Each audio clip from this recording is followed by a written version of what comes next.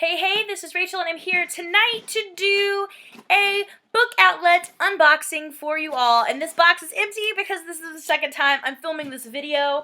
The last time the volume input was completely off and it sounded awful. So I'm gonna redo this. Hopefully it sounds better this time.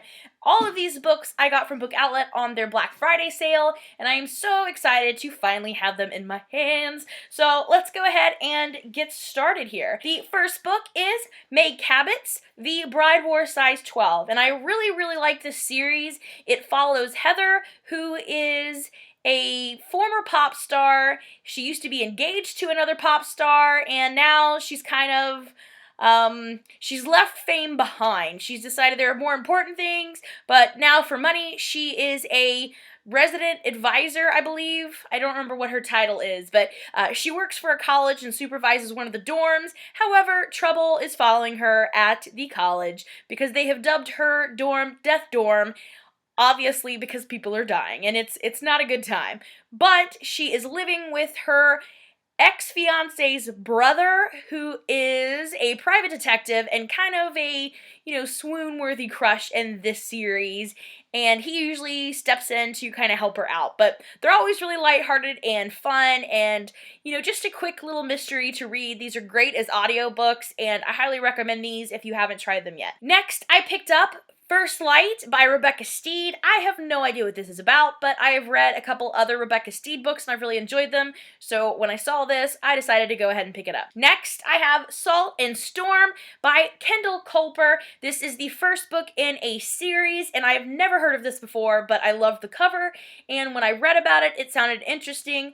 Basically, from what I understand, this girl really wants to take her place as the head witch over this island, but her mom has kind of taken her away from the magical world and really doesn't want her to revisit it. So I think it sounds kind of interesting, almost like a Harry Potter twist where has two different worlds, like a magic world and a non-magic world. So it sounded interesting and I liked the cover, so I'm gonna give that one a read. Next, I picked up Burial Rites by Hannah Kent. Mostly I picked this up just because this is probably one of my favorite covers in books right now. I love this cover.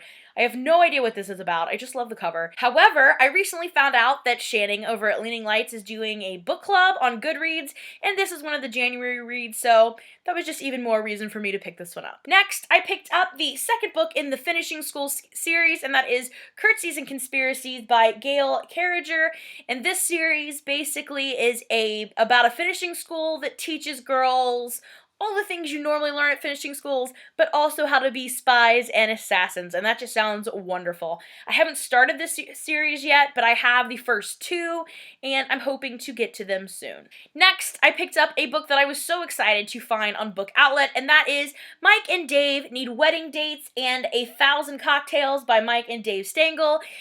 Basically, this follows the story of these two guys who need wedding dates, so they post for it on Craigslist, and obviously it's going to be entertaining. The reason I heard about this book is it was on a list that showed up of movies that they were going to make based on books, and this was one of them, and I could not find this at any of the local libraries around me, so when I saw it online, I decided to go ahead and get my own copy. Next, I picked up a collection of short stories called Oh My Darling by Shannon Lambert.